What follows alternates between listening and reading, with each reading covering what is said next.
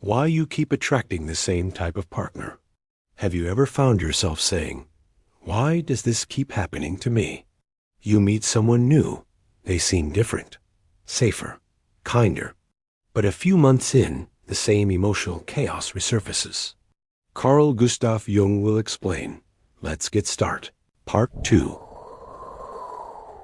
The turning point. Here's where the transformation begins. The moment you become aware of the pattern.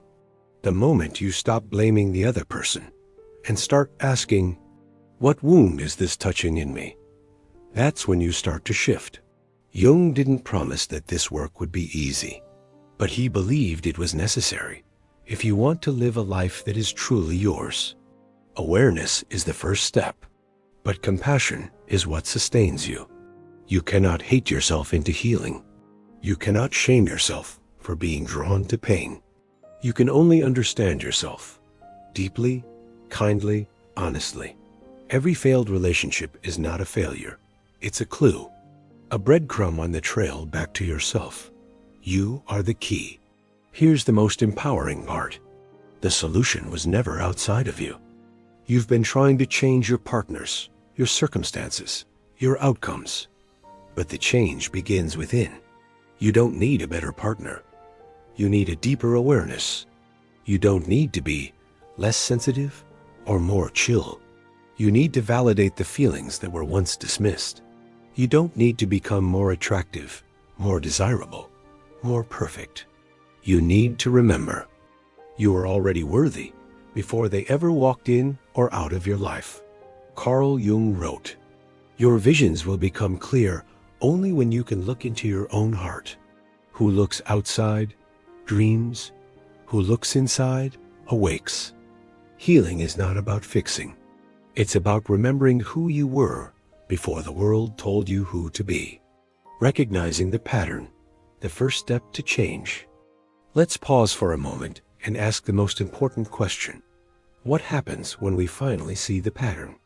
When the veil lifts and we recognize, I keep dating emotionally unavailable people, or I'm always drawn to narcissists, what then? According to Jung, recognition is the first act of liberation, because what is unconscious drives our choices. And once it becomes conscious, we gain power over it. This is how we begin to break the cycle. We must feel the pattern too. Feel the sadness beneath it, the fear that built it, and the hope that kept us stuck. She breaks down and asks, the wounded child within you doesn't trust new paths yet. It wants safety, even if that safety means repeating pain. But the mind doesn't surrender its old habits easily. She's 34, successful, independent, and always ends up in relationships where she feels invisible. Her partners start off charming, attentive, as a child. She learned that love is something she must earn, that being good, quiet, and successful is the only way to deserve attention. But soon withdraw. She is not drawn to men who offer steady love. Those feel unfamiliar, boring. Instead, she's magnetized by those who withhold affection, hoping one day they will finally love her back the way her father couldn't. Grow cold and prioritize their own needs. And Sarah, instead of walking away, works harder to earn their love. This is why just understanding isn't enough. Let's take an example. Imagine Sarah. One day, after her third breakup in 5 years, why do I keep choosing men who abandon me emotionally? Through therapy, she recalls a father who was loving but emotionally distant, always too busy, always providing, never present. In adulthood, her unconscious mind keeps chasing the same script. Jung would say, you are projecting your father. This is the heart of Jung's idea. We don't just remember the past, we project it forward. Sarah wasn't seeing her partners as they truly were. She was seeing them through the emotional lens of a little girl who still hoped her dad would look up and notice her. Jung calls this the father complex, and it's incredibly common. Many of us walk into relationships with a loaded suitcase of childhood expectations, hopes, and fears. You may ask, why do some people break the cycle and others don't? Facing the shadow, a journey of courage. The only way to free ourselves is to turn inward. Real transformation is about becoming whole, not perfect, but also the deep longing we carry from childhood. To meet our shadow, not just the rage or jealousy we hide, this inner work is messy. Doesn't everyone carry wounds? Jung's answer lies in awareness and integration. We break the pattern when we stop blaming others and start asking, because your nervous system no longer mistakes chaos for chemistry. What in me is still choosing this? You've seen the shadow. Conscious love requires conscious living. Jung didn't believe in quick fixes, but through deep compassion for your past self. It will direct your life, and you will call it fate. It starts with curiosity instead of judgment. It values depth over excitement. It chooses safety, not intensity, shaped by old wounds and reinforced by repetition. And to change your outer world, you must change the inner narrative. It listens to discomfort rather than silencing it. And above all, you will know you're re-healing when you begin to feel bored around the people who once thrilled you. We'll explore how to shift your inner story, build emotional clarity, until you make the unconscious conscious, rewriting the inner script, healing and choosing differently. Your nervous system is speaking, not through logic, but through sensation. Can I ever truly change? And you must learn to become the parent you never had. This is the question that lingers after the awareness sets in. You've recognized the pattern. But now comes the hardest part, the reprogramming of your heart. You must now teach yourself that love can also mean consistency, respect, and peace. Carl Jung believed that healing doesn't happen by denying the darkness. It happens by integrating it. You cannot erase your past, the story you tell yourself. You'll think, where's the spark? Take a moment and reflect. What is the story you've been telling yourself in relationships? You crave people who mirror your peace. I'm too much. You become your own anchor. I always get left behind. I don't deserve stable love. Love has to hurt to be real. These inner scripts are not facts. They're emotional memories. Jung believed that the unconscious is structured like a story, full of archetypes, symbols, and emotional truths. But how? Step 1. Emotional awareness. Change doesn't begin with action. It begins with awareness.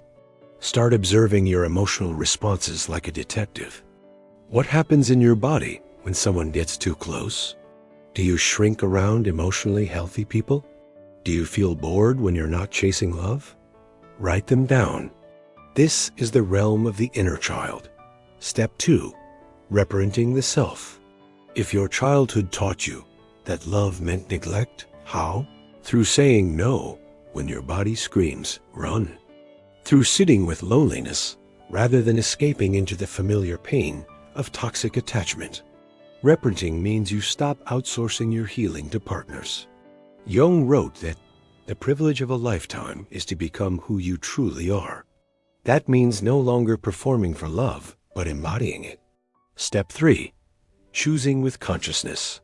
Once you begin healing, something strange will happen.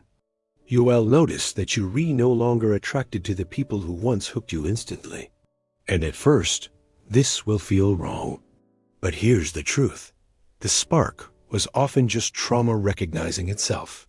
When you are whole inside, you no longer crave people who complete your pain. You begin to choose. Slower connections, safer conversations, relationships that grow, not erupt. This is the essence of conscious love. Love that's rooted not in fantasy, but in truth. Step 4. Compassion for the past self. As you grow, there will be moments of grief. You will look back at your old relationships and wonder, why did I stay so long? Why didn't I see it? Why did I accept so little? Let Jung's wisdom hold you here. He would say, you are not weak, you are surviving. You are operating with the tools you had, driven by unconscious forces you didn't yet understand. Don't shame the old you. Thank them for getting you this far. for carrying your broken heart through the fire. Now it's your turn to carry them, with love, not blame. Final words, from fate to freedom. The beauty of Jung's philosophy is this: you are not doomed to repeat the past unless you refuse to look at it. When you bring light to the unconscious, you don't just understand yourself, you free yourself. You begin to write a new script. You choose partners not from fear, but from fullness. You break cycles not with bitterness, but with clarity. And you love, not because you need to be saved, but because you've saved yourself. Your vision will become clear only when you look into your own heart. Who looks outside dreams. Who looks inside awakens. So ask yourself now, are you ready to awaken? Call to action. If this message resonates with you, you're not alone. Comment below, I'm breaking the cycle. Let's start a movement of conscious lovers together. Subscribe for more Jungian wisdom on healing, love, and awakening the soul. Thanks for watching. 车驶上高原，没换头饭作家，自驾去布达拉宫和老婆结了婚约，他劝我坐机场去玩乐，我用鸟편接送他。整个泰国没下雪的湾头上万字帽，我们整晚骑真背心，森到金钱票，证券表上注。